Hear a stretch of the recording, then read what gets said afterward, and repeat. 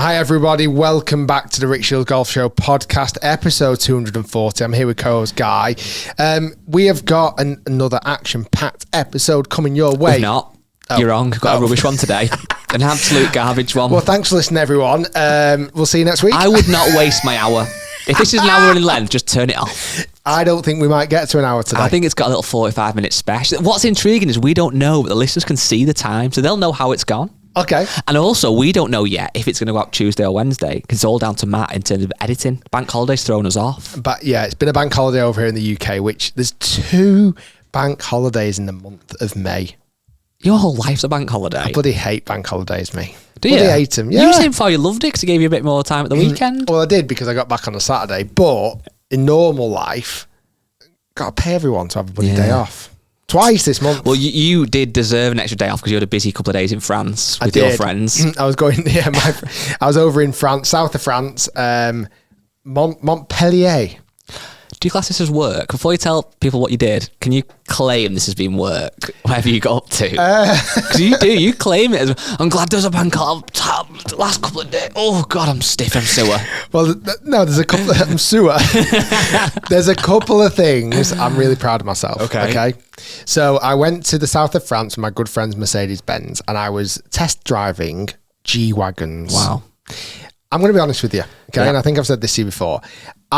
Before this trip, I wasn't a fan of G-Wagons. No? G-Class Mercedes-Benz, the very functional off-road vehicles that have gained huge popularity in the last 10 years or so with cool rappers and music artists. Your Cheshire Housewife. Cheshire Housewives. And I'll be honest, I kind of thought they were a bit faddy, and very much footballers end up going buying a Mercedes-Benz G-Class. And I went there and I was like, well, go on then. I'll be entertained by these cars because they're bringing out a brand new electric version. And I went and I spent 3 days in the south of France with Mercedes-Benz and also my pal Seb. And Guy. Yep. I'm now officially in love with G-Class Mercedes-Benz. Really? They're unbelievable. But I drove them how they're supposed to be driven. Off-road. Through Alderley Edge. With his sunglasses on. Exactly that. With a parking fine on the front. They're just parking tickets, don't they now? I fully fell in love with them. I probably drove about 10 of these things from really old versions to the brand new electric version, and they're just outrageous. They really are. They're unbelievable vehicles. Whether I get one, I'm not sure. I would be tempted now. Before going away, I thought I was a bit too old, dad of 3, bit too heavy set, old, bit of grey in the beard. Can I really be driving around a G-Wagon thinking I'm 25? Yes, I can. I can. You know what? I've never driven one. I've sat in one once. The only thing I don't like about them, and this is a silly thing to say because of obviously how substantial and hard they are, but they look like flimsy toy cars. They just bend. And you're right. They that's look not the case. Like that. Some of we went through this mountain area. Proper off-road in these cars. They are ridiculous, but they never get driven like that. Right. Ever, do they? Well, no. 99.9% of footballers and Cheshire Housewives that own a G-Class do not drive them through bloody rocky mountains how they're supposed to be driven. I actually feel sorry for G-Wagons that only go and do the school run. Well, it's like a Land Rover or a Range Rover. 100%. Not really getting used very often for... Apparently, a survey when people go and buy these G-Classes, the fact that it can. Okay, yeah. It can go off-road if you ever need it to. Well, if you are in Alderley Edge and you're a Cheshire Housewife getting your nails done and your highlights, etc., without stereotyping, and you decide that actually I want to take a shortcut, I don't want to go on the main road anymore, Rick, I want to go over some farms, you can. You can do what you want in it. It goes everywhere. Also played a little bit of golf out there. Yes. Played at this place. Honestly, it was unbelievable. It was called Chateau de... And it was spelled champagne, but without the H. Right, okay. So Chateau de Campagne. Looked a bit rough and ready around the edges. Got out there, unbelievable golf course. We only played 6 holes on that course, unfortunately, because we had to get to dinner. And then played at another golf course, which a video will be coming out soon. I genuinely cannot pronounce the other golf course, but it was, again, it was near Montpellier. Oh. What's happened, Matt? Something just broke. I don't know. Still here, Matt? Matt's still here. Has the camera fell down? No, camera's there. Something fell. Anyway, played another round of golf, which video will be coming soon. But yeah, really, really cool weekend. It's all right, Got Matt. back late Saturday and was well overdue, the long weekend, bank holiday weekend. Be honest with you, Yeah. and the audience, didn't watch a great deal of golf. No. I think a lot of that to do with the PGA Tour this week. What was it? It was... Mine's gone blank. I know that young lad did really well. The English lad. Chris Kim. Yeah. Is he English, in fact? I've said English. He's English, yeah. I thought he was. It was the CJ Cup, Brian Yes. Nelson, in Texas. And He was the youngest person to make a cut for a number of years. I think it was 10 years or so. But actually, on that, Rick, I want to ask you a question. he's 16 years old. It's crazy, isn't it? Chris Kim, amateur from England. We need to get him on the channel pronto. Will he come on? Will he not be one of those kids who's not into watching YouTube? He's just too good. I'm going to message him now. Is that all right to message a 16-year-old kid? Yes. I'm getting him on the channel. Yeah. What I wanted to talk to you about was this weekend was also the Lytham Trophy, which is one of the biggest amateur events, certainly in the UK, potentially globally. Would you agree? Yes. And I actually don't know who won it this year. Did you see it? He doesn't follow me, Chris Kim. Chris Kim doesn't follow you? No. He's only ever posted 14 things. That's the way they do it though now, these kids, Isn't don't it? they? What they is don't it? They don't put videos hitting off a G-Wagon. That ain't cool. That was pretty cool. No, so Lytham Trophy this year is a 58th Lytham Trophy, which is obviously held at Royal Lytham, and it's 4 rounds of golf, and you see some of the absolute elite of the elite, creme de la creme amateur golfers playing. And it was won this year by Will Hopkins with a score of 1 under par. Wow. So it Must have been tough. He He said it last round of 66. When you look down this leaderboard, there's a load of nationalities. That the winner was actually English, but there's Welsh. It looks like the Ukraine flag actually. Is a Ukraine flag red? Blue and then yellow underneath it. I think it is, isn't it? Or is it? Yeah, I'm sure that's the Ukraine. Somebody from Ukraine. Yeah, it is. Somebody from the Ukraine, Spain. You name it. There's countries that are what's the word I'm looking for? Represented. And our friend and your friend, James Robinson, actually won the Lytham Trophy back in 2009. Did you know that, Rick? I did know that. And I was looking yesterday. And another friend of the channel, Frank Kennedy, who won it last year. Well, listen to this, right? So James Robinson, this is basically the topic I'm coming on to. Sorry, another friend of the channel, Alfie Plant, won it. Well, when we look at this Chris Kim from the weekend, who has made the cut on the PGA Tour, it's almost hard to comprehend how golfers this young can be this good. But something else that I sometimes struggle to get my head around, and you could use many different sports as the example, whether it be football and obviously in this case golf, of what does it take to make it? Because when we look at the Lytham Trophy in 2009, so I'm going to take you back 15 years, Rick, it was won by your friend of mine, James Robinson, okay? He won the Lytham Trophy, which is an absolutely insane achievement and something that I know, understandably so, he's still so proud of this day, and he was sharing some of his stories across the weekend while this event was going on Instagram. Now, if you look at the leaderboard and the people that James Robinson beat, it's insane. So James won it, obviously, as I've just said. In joint third place was Shane Lowry. In 11th place was Tommy Fleetwood. I went through this list. There was Eddie Pepperell was on there. There's loads of guys. Andy Sullivan. The list goes on of guys that are playing that event that he beat. Obviously, he won the event. That have gone on to have incredible careers on tour. Obviously, in Tommy Fleetwood, a Ryder Cup legend. Shane Lowry, Open Championship winner in 2019.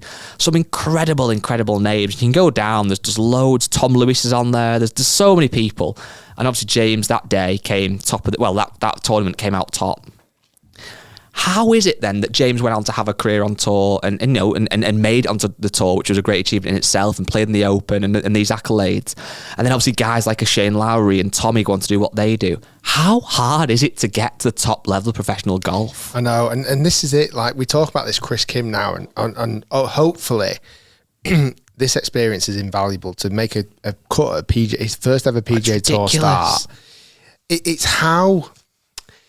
how they take that transition from amateur golf into professional golf, because it is such a shift in mentality. And I think sometimes golfers go into the world of tour golf after playing a lot of amateur golf and almost change too many things. I believe Tommy mentioned that when he turned pro originally, he felt like he had to do things differently. He had to get a new coach, he had to get a new sports psychologist, he had to sign a new equipment deal. We're actually doing what he was already doing really well, but just continuing it. I think the big thing now, certainly in this day and age, it feels like these young lads who are coming through the amateur ranks at the moment and getting these opportunities, they are like mini tour pros already, aren't they? So I don't feel like much would really change in the if 10 years, well, not even 10 years. God, 10 years, he'll be 26. In 5 years' time, I feel like he'll just be a mature version of what he is already. God of the day, like, do you remember when Rory turned up at the Open at Carnoustie? First ever Open. Was it Carnoustie? Yeah, Carnoustie for his first ever. He looked like an amateur golfer, didn't he? Yeah. He wasn't in a clothing contract. They'd often just have carry bags as well, wouldn't they? He just looked like, no disrespect, I'm sure he'll... a bit of a scruffy teenager, didn't he, really, at the time. Where you look at this Chris Kim now, he's already got a clothing apparel, he's already got a TaylorMade sponsoring him with equipment. He just looks like an already made tour pro. So I feel like the transition is going to be less severe for these young lads coming through. And that's one kind of side of it, and that does make sense. But the other point with this is that, like, for guys on this list, I'm kind of using, there's Jack Senior did well in that event. He's obviously a European Tour player. Again, we'll go with Tommy. Lucas Biergaard's on. There's loads of guys who have made careers on the either PGA Tour or the European Tour who James beat in this event. Now, I know it's only one event, but it was a 4-round tournament. It just baffles me how, well, it doesn't baffle me, but I just find it so interesting how some of these guys go on and continue to improve and have these long careers at the top of the game. And obviously some golfers just don't. And it just show that how hard the actual sport is. So difficult. It really is. And I think as well, whereas to some degree as well, like you could argue with professional football, you could play for United at a young age and you could maybe score some goals and get a name for yourself. Now, you obviously have to keep improving and playing well or else you'll get dropped or get sold. But you could argue, and it might be a bit mean and people who are fans of football might tell me I'm wrong, but you can live off your name for maybe a few more seasons. You might go down a league and then go down to the league, but you can still, because of what you've done. Whereas with golf, it's not the case, is it? Certainly in like the amateur level when you first join, if you might have a couple of decent finishes and keep your card for a year, but then if you then start to decline and you lose your card, you don't suddenly really, unless you're a massive name, get invites back to events just because of who you are, really, unless you do get to a certain level. It is such a brutal sport, isn't it? It's just cutthroat. I think that's the best way of describing it. It's really, really cutthroat. And I think the biggest difference with golf is, in some sense, as you're going up the rankings, there's nobody telling you you're not good enough. I always think this, like as an amateur golfer, as a wannabe tour pro, at that point, as long as you've got a backer and you've got the funds, you can keep going until you attempt to get on tour or that money runs out and you fail. Yeah. Once you're on tour, it's then out of your hands. Doesn't matter how much backing you've got. If you're not making enough money and you lose your card, you lose your card. Doesn't matter how rich mummy and daddy are. Yeah. It doesn't matter what investment you get in.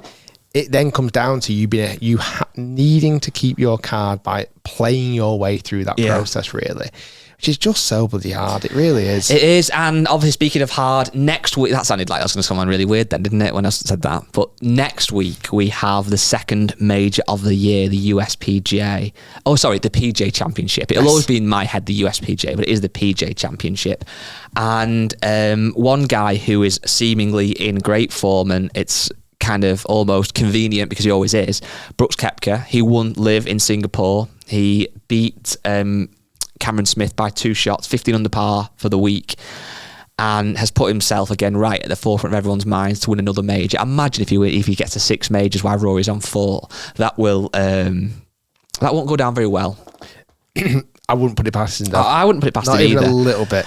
But another thing that we wanted to kind of touch on, that's obviously a very brief, Brooks won, congratulations, but the other news story from this weekend, and this is something that I want to hear your take on, Rick, and something that might be an actual podcast clip we might share on YouTube, but it came out over the weekend that Talor Gooch, well, there's 2 things. Firstly, Talor Gooch was not going to go for qualifying for the PGA Championship. Or was it the US Open, sorry? He made it quite clear. Which one was it, though?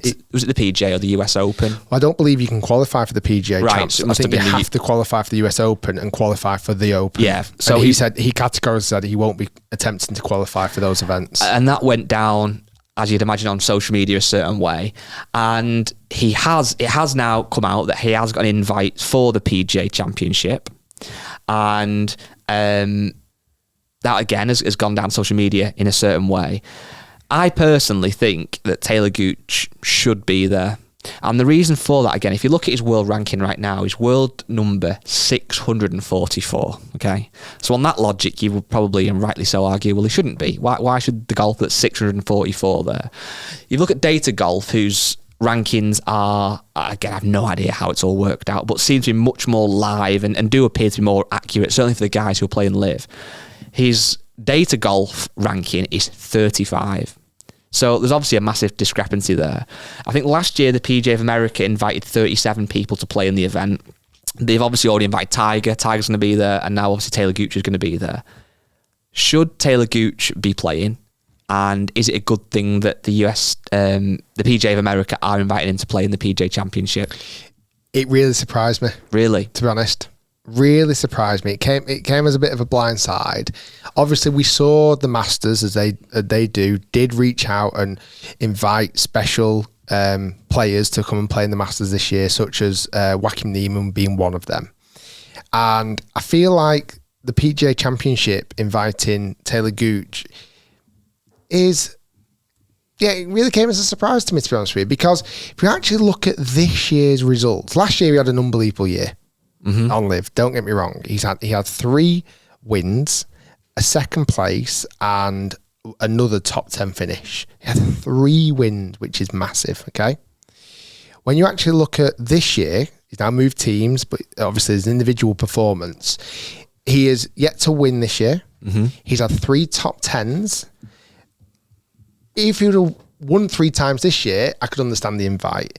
I think 3 times last year, and then no wins so far this year out of 7 of the 13 events that's going to be happening on Live. It does surprise me. He's got an invite. It does. And also with him being so openly kind of not putting himself forward to going for US Open or the Open. Sorry, just a quick one. It was my bad. Tiger has been the US Open invite, not USPJ. Whereas obviously Talor is the USPJ. PGA Championship. So for me, it really does surprise me. I'm intrigued to see how he's going to perform. I'm very, very, very intrigued to see the fan reaction. I'm interested to see, has he actually accepted it?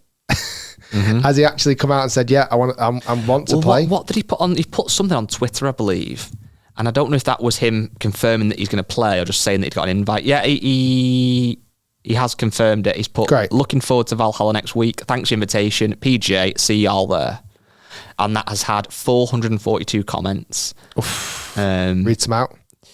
A lot of them are from accounts that are very pro-live, but this one from Flushing It said, "Well deserved, man. The times are changing. Good luck at Valhalla." I think Flushing It's very live friendly. A lot of this is the thing with Twitter now. A lot of X, a lot of the comments at the top are ones that have got a verified tick that are kind of very pro one way or the other. It will be interesting to see how he gets on. There's a lot of jokes about being an asterisk-free major. The fact that he is playing, so we'll see how he gets on. But when you say you're surprised, or do you think he should have had an invite, or do you think he shouldn't?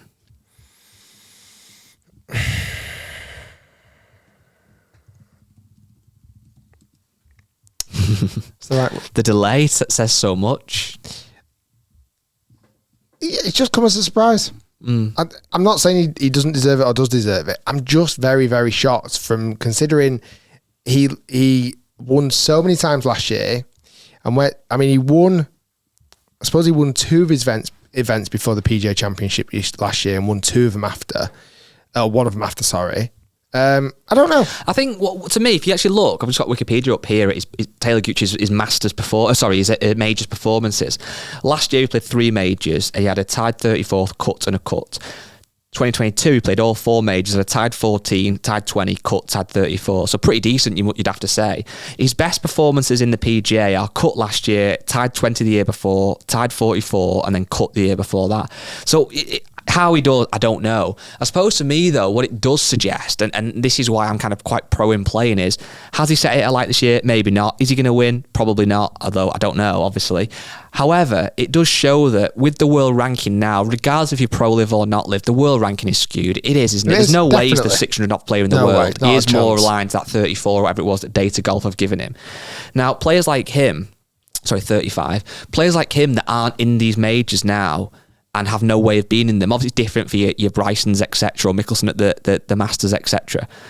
I do think that where there is invitations available, those guys do deserve them. And as golf fans, whether you're pro-live or anti-live, you do want the best field in the best events. And I think the more events we have where we haven't got the strongest field because X player plays on a certain tour, it does start to make a bit of a mockery of golf, at certainly at the highest level. And jokes aside, I don't believe there's ever going to be an asterisk next to a player's name if Talor Gooch doesn't play.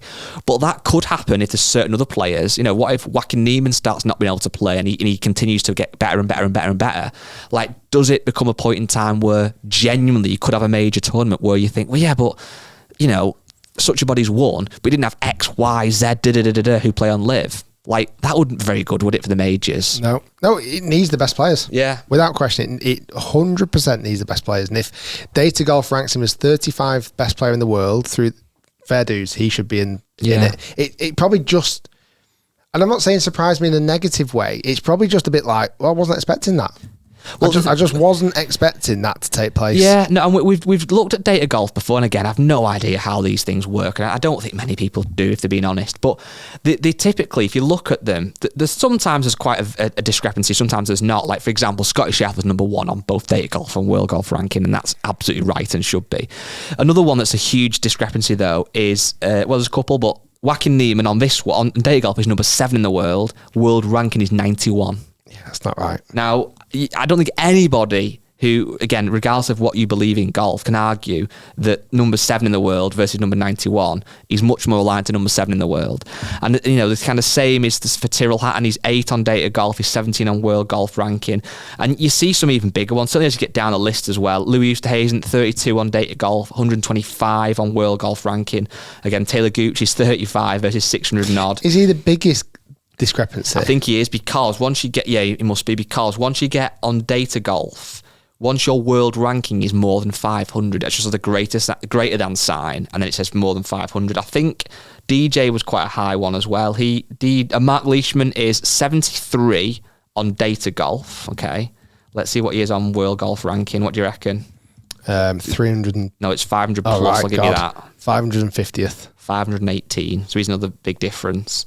Sergio, Sergio was 81 on Data Golf. I'm very intrigued to see what he is on World Golf Ranking. Again, is he above 500? Yeah. He is 714. Jeez. And then you've got one more. Paul Casey is 87 on Data Golf. And on World Golf Ranking, he's 590. Yeah, they're just true reflections. Richard Bland is 94 on Data Golf. This is the last one I'll do. And then I'm interested to see where he is on World Golf Ranking. It's going to be crazy. I know 546. Well, yeah, still 500 and odd. So, yeah, you can see there's a massive difference. But even on the world ranking there, like, on the actual world ranking, it's saying that Richard Bland is better than Talor Gooch. Yeah, exactly. So that just doesn't add up. Well, and that's the point that, like, I know, again, silly example, but and it's a big if Richard Bland went on to win every single live event now and win them all by 10, he still would have no way of, unless he entered open qualifying or whatever, he's got no way of being in the majors. So you could argue he has to enter open qualifying. But surely if Richard Bland, of all people, went on this absolute spree of winning, you'd want him in the Masters, you'd want him in the Open. Like, it does seem wrong that the world rankings don't reflect that. But again, we've mentioned this many, many times. It still isn't fixed. So who knows? Yeah, I think it's a good sign for golf fans. We want golfers to be in the majors, therefore they're reaching out and getting the right people in the right majors. So we don't know if Richard Bland will be in the Open. Do we know if Rick Shiels will be entering open qualifying? Because Rick, he said in the last Clubhouse episode released on Friday, you're going to enter open qualifying. And Paul Crooks has asked us on Facebook, did Rick send his application in for open qualifying? No. Oh, that's anticlimax. I have yet to enter open qualifying. Was that because you just haven't literally got around to the admin of it, or you've been having second thoughts? I got a little bit of cold feet. Yeah. I did. That's where I'm at the moment. I just got a little bit of cold feet, and I'm not sure if I'm going to be able to do it. As much as I enjoyed it from a content standpoint, I didn't think it was very bullish to announce this kind of literally live on a podcast that you were going to do it. I'm going to do it. All right, okay. So what's the delay? I don't know. I need to save up the 200 quid. Because remember, for those people that may not have listened to the podcast, it wasn't necessarily a case of you genuinely qualifying for the Open. It was, could you break 75 in Open qualifying? The golf course setup will be tough. There's amazing players playing there, the pressure, etc., etc. It would be an impressive feat. I really want to do it. It's that, I mean, you might not, it's that funny feeling where when I went skydiving, okay, I was really excited, but nervous. Naturally, you get that nervous in your tummy. And when you stood at the plane door opens and you go, oh my God, I'm actually going to do this. And I'm at that stage at the moment where I'm like, the plane door has opened and I've filled out my details. I've literally got the form in front of me now and I've filled it all out. And I'm like, do I jump? Do I jump? Do I jump? And I think part of me is thinking there is a possibility I might crash and die. Well, that's the thing. That's the absolute reality of jumping out of a plane. That could happen. That you could literally die. What's the worst case then of the Open qualifying? I have an absolute nightmare. A 93. Well, I mean, that'd be really, really, really bad. Yeah, that'd be a nightmare. That'd an 87. But the thing is that once you get a nightmare for me would be, I think 82 and below you can kind of live with. It's like, oh, that's a bad round of golf. So once you start getting 85, 87s, 90s, that's... However, actually having said that, one more thing. I think a 93, weirdly, is like, something must have happened. You know what I mean? On the way, he got his arm chopped off. Right, makes sense. So I'd almost rather a 93. When I turn up with both my arms. Yeah, but 86, you're like, oh, 86 is crap, isn't he? 93 is like, oh, I'll let him off because his eye fell out. What I don't want to happen, I would take... I don't know what I'm saying. I'd take an 88. You'd take an 88 right Listen, now? Go on. If I had 15 really good holes and 3 like proper blowouts. And ideally it'd be 16, 17 and 18 because it's like, or would it be 1, 2, 3 and then you could recovered? Just like massive like 9s and 10s and 11s for some reason. Then have an 88 and have like no birdies and like 2 pars and all bogeys. Do you think though, and this is why I'm quite keen to really explain the difference, that if you were genuinely saying I'm doing Open qualifying, I'm putting myself out there, and I know obviously Jimmy Bullard's doing it this year, I think Pete's probably doing it again, I think he is, and they literally, I guess they get their goal. I haven't watched the content, so I've not kept up with the Jimmy Bullard one just yet. I will watch it soon. I'm guessing he wants to get to the first stage, his real ambition, and see what happens from there.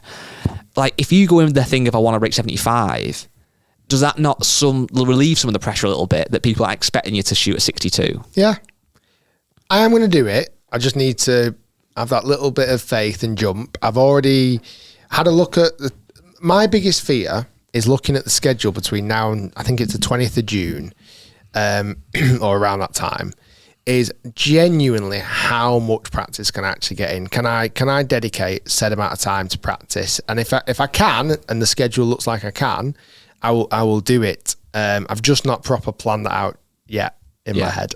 Do you think you'd need a hell of a lot to break the 75? Or I think it's more for my own confidence. Obviously, I know if it's Hesketh, if it's, I'm trying to think what the other golf course was now.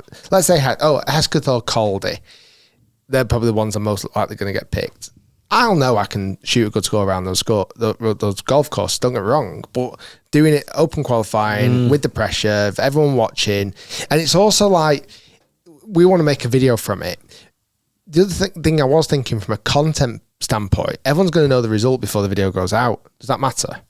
Well, no, not everybody, but because my idea was, I think the event's on the Monday, get the video out on the Friday, so it'd be a super quick turnaround, and I still think people would want to see, because let's say you've shot 72 and you've made up, well, I want to see how you did it. Or maybe, and also we don't maybe share the result. It's only people that go actively looking for the result that would see it. So a lot of the audience would, a lot of them wouldn't be bothered about looking themselves. Or if you did shoot 88, as much as that might pain to put it out, people would want to see how that happened. Okay. I think the worst would be like, if it's like a bogey. You didn't write the second. Oh, I thought you were doing it. Your fingers went hot then. I'm going to do it. All right, okay. Literally as you speak though? Or? I'm going to do it right now. Wow. I have an exemption from all qualifying. Can I tick that box? No.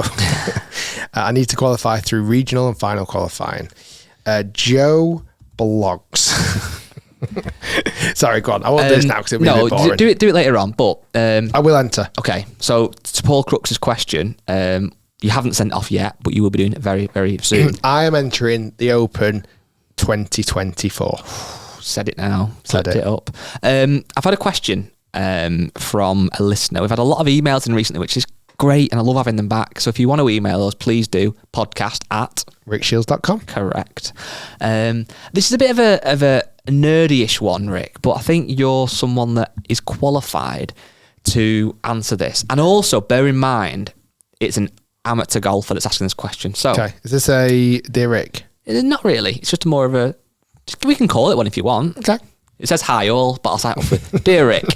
That changes the mood, doesn't it? Doesn't it just? Dear Rick. Eyes are shut, listening. Finally caught up and I'm a member of the clubhouse. Thanks for all the great content. Well, first of all, and I can say his name, Lee, well done. We appreciate you. Thank you, Lee. I was wondering if you felt speed training was worth it. I'm officially a 10.9 handicap, but playing somewhere near a 15 after a return from injury.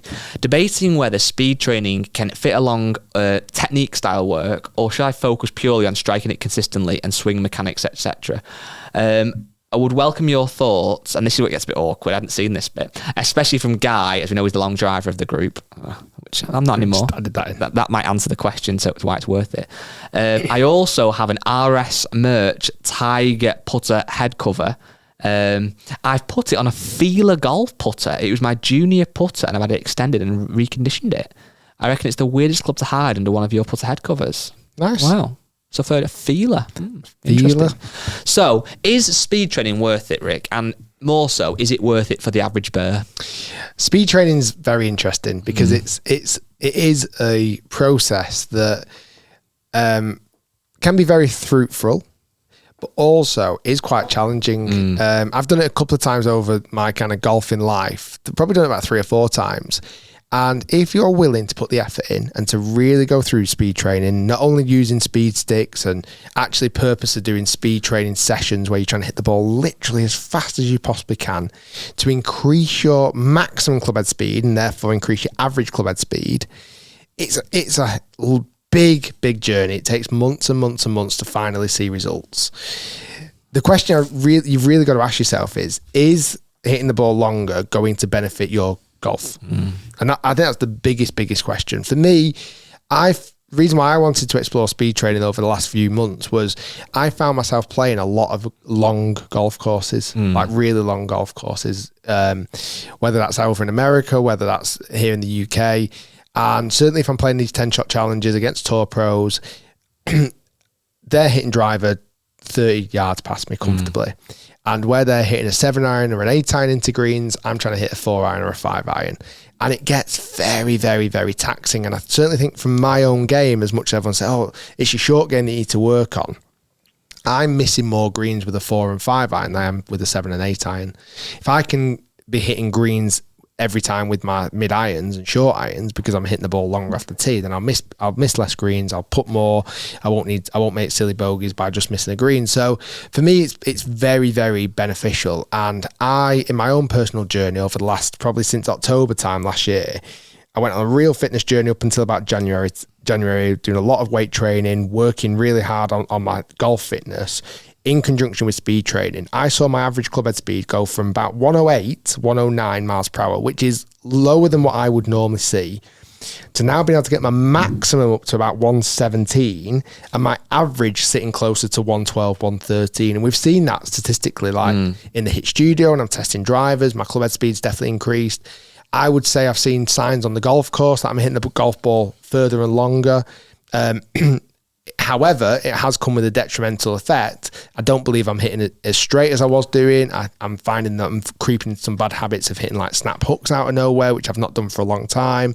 So it's now a case of I've got the speed. Well, how do I house it back into a position that gets me playable on the golf course? So a lot to digest there. It does work. From my experience, it works. If you want to hit the ball further, if you want to swing it faster, speed training works. Does it work for you in your game? That's something every single individual listening and watching needs to ask themselves. And that's it. And if you think about it, he says here that he's playing off he's off 11, 10.9, but he's playing more towards a 15 handicap after a return from injury. So what we don't know with that is it the injury that's then costing him a loss of distance, and that's why he can't play with handicaps? You might have lost distance. Because I think you said at the start something, would hitting it further help him, whatever. I think everybody would love to have 30 yards overnight added to the distance, and I think everybody would improve if they did, obviously. But if he's playing to about a 15 handicap now, and that's not a bad level of golf. It's better than the average handicap in the UK, I believe. But it's probably not distance that's making him play off 15 and not off 9, is it? It's probably that little chips around the green and that odd one that you just slice out of bounds that you just shouldn't have done, or that, whatever it might be. So it's like, well, realistically, if he wants to improve to a decent level, to a 9 handicap or whatever, is it distance he should be chasing, or is it just tidying up his game? Well, yeah. Without knowing him, you don't know, do exactly. you? And you're right there. And also, you don't want to cause any more injuries, because I feel like in the last 6 months, since kind of doing a lot more weight training and speed training, I feel like I've been more injury prone than I ever have done. I would also say as well, and this is a very broad statement, and I've not got any real data to back it up, just my own kind of anecdotes. I believe you can be what I don't know if it is even still called Category 1 golf, but a 5 handicap or better at a normal kind of regular golf club by being a relatively short hitter. There was lots of blokes at my golf course who didn't hit it very far at all, but could play off 4 or 5 at a golf we play week in, week out, because they understand the course, they know where to miss it, they're pretty straight. Now, that's different if you want to get on the DP World Tour or PGA Tour, and you have to be long these days, or there's the odd exception, the guy that's short but just boss everything else. But I think realistically for club golfers, it's not that important, is it really? Not really. It's not. I remember I played a scratch match once against a guy from another club a couple of years ago, and I was well longer than him, but my drive was going really badly. So I ended up hitting a 2-iron round, and he was a similar distance to my 2-iron. So not short, but not long. And he ended up beating me because he didn't make any mistakes. And it's like, for that level of golf, that's fine. That's great. If you'd have put this same guy who's off like 2 in open qualifying, you wouldn't live with those guys, and that would be one reason, because of distance. But it doesn't really matter at this level, does it? Even when I played with Seb quite a few times, played him a few times in Augusta when we went over there. I played a few times with him in Australia, France when we went recently.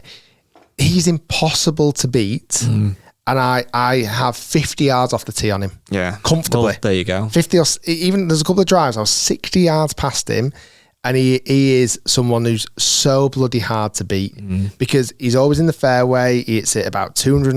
I don't want to discourage him. Probably 230, 240, 250 at a max. He doesn't always hit the green, but he gets up and down from everywhere. Yeah, I'd take that. He gets up and down from everywhere. Yeah. Where my game is a totally different style. I don't get up and down ever.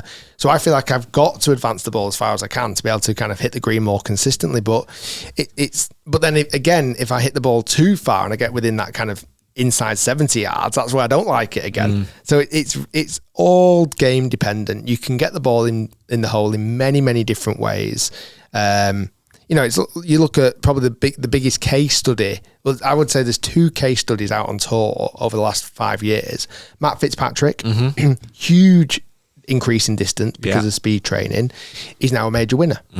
He's competing almost every single week. He's hitting the ball outrageously further. He's a real statistics. Oh God, I know the word as well. I was thinking when you couldn't say it, statistician. Yeah, sounds good to me. He really measures his stats, and he has added distance. That wouldn't have been a pursuit without any evidence. No, exactly. He's pursued that with evidence that he understands his game, certainly at a tour level, needs distance.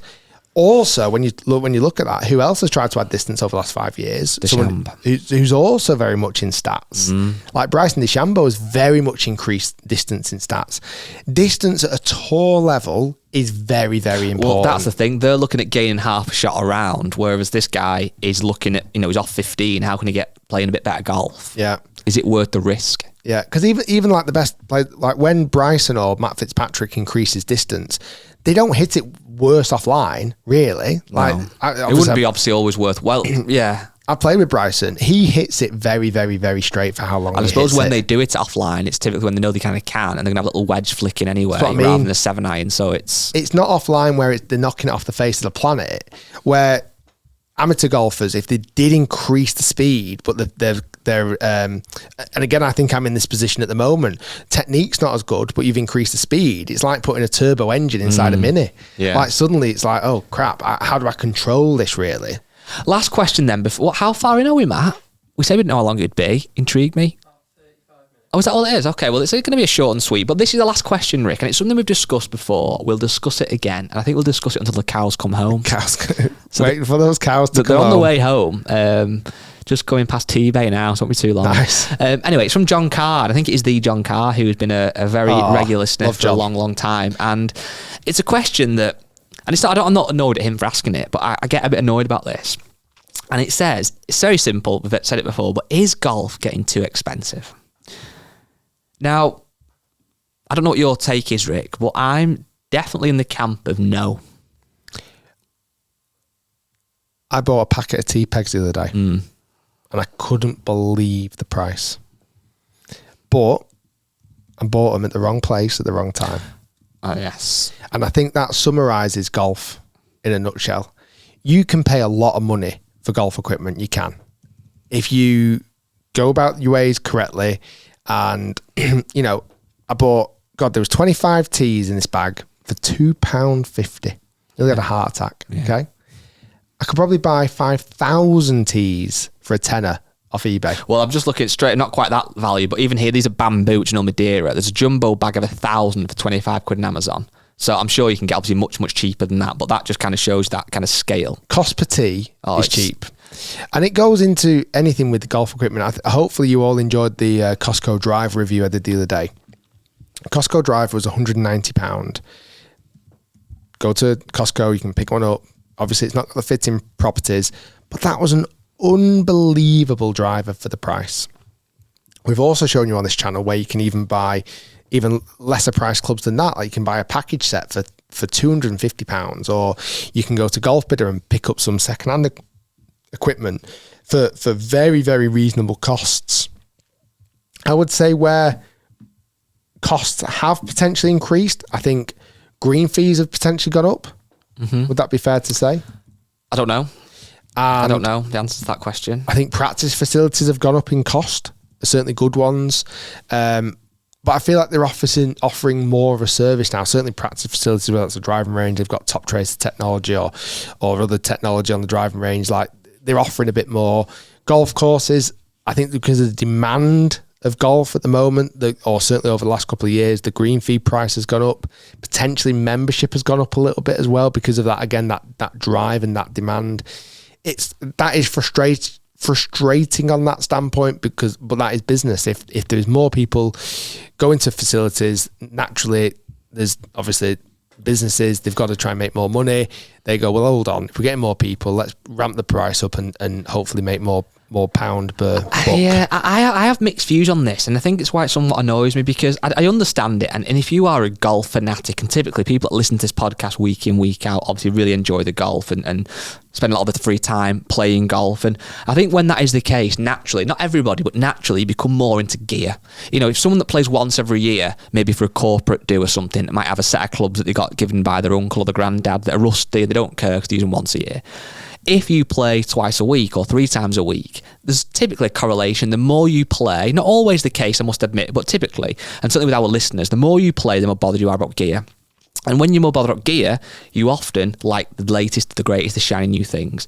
And if you look at golf clubs now, from the big brands versus where they were a number of years ago, certainly in like the irons and even putters, they have gone up a massive amount. And if you look now, I'm just having a quick look at like American golf, even like a set of TaylorMade QI 10 irons, which is kind of a game improvement iron. If you want those 5 to gap wedge, you're looking at $1,000. Now that is a lot of money. Yes. I remember only about 6 years ago when a set of forged irons, and these aren't forged by the way, the QI 10, you look at like $599, $699.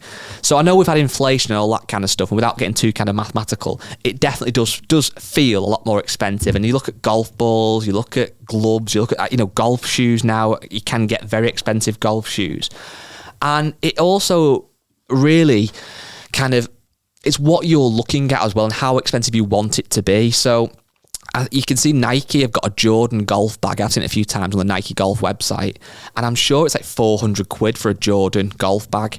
Now, obviously, that is ludicrous, and you'd only be buying that if you are literally wanting a Jordan golf bag. It doesn't mean that golf has to always be expensive. You can go onto Amazon, you can go onto Sports Direct, you can buy all right golf. I mean, here, there's a Jordan golf club for 50 quid. and there's a Jordan golf bag for 460 quid. Now, in isolation, you could post those on Twitter as a picture and say, look at golf, it's ludicrously expensive, and people would engage with it and they'd say, I agree. But you can get cheaper stuff, and you can get decent second-hand stuff from Golf Bidder, etc., from Facebook Marketplace that still will get you out there. And I think it's only really, for me, the people who want the latest and greatest that naturally get affected by it so much. If you took up golf today and you wanted to get something just to get you around a golf course, you could buy a package set for 100 quid max. You could buy lake balls. You could go to your local muni. And I mean, looking now on like tee off times or play more golf or whatever, you can go and play golf courses that are half decent for relatively cheap. But equally, you could go and play at some very exclusive golf courses and pay literally hundreds of pounds, which again, I think is why we have this thing in our head that golf is expensive. I think it does frustrate me that people perceive it as that, only because it's going to naturally put people off starting the game because you see it as being expensive.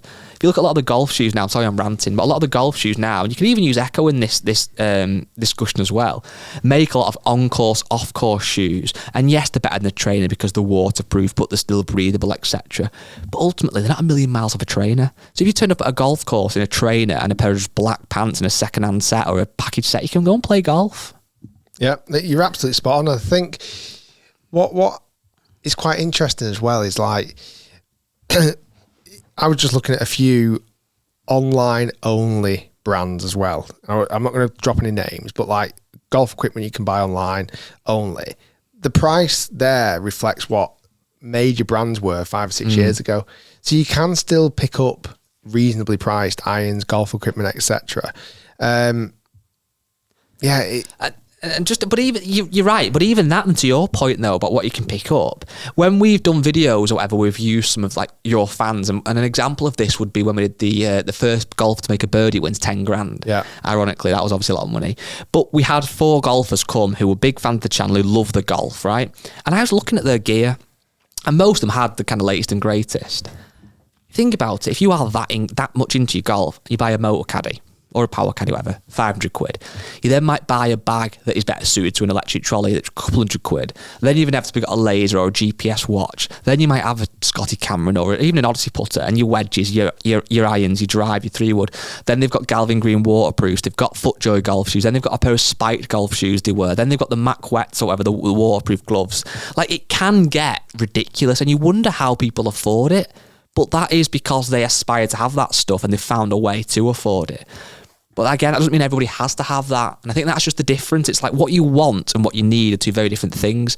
Like gas prices and food prices is a real pain in the ass for most people, naturally, because we need those things. But you don't need a new laser rangefinder because you just want one. I think that's the difference. I think you've put that perfectly well. Do you want to do a Clubhouse episode? I would love to do a Clubhouse episode. I read a book to my daughter last night. Wow. And it featured, I do it most nights, but it featured a page on golf. Okay. And I knew what to rip the page out, rip it up and tear it up. So we'll talk about that in the podcast. I'm excited. What could it have done wrong? It did lots wrong. Too many things wrong. Guys, thanks for listening. Hopefully you enjoyed the episode. Be sure to clock in. Nick that from another YouTuber. Clock in? Who says that? Mike Malliot. Clock on, does he? Make sure you clock into the night shift. Make sure you clock in. Jeez, that's another podcast we're going to set up. Guys, thanks everyone. Thanks. See ya. Oh, by the way, I've probably gone off football. Right, okay, let's get to the next podcast.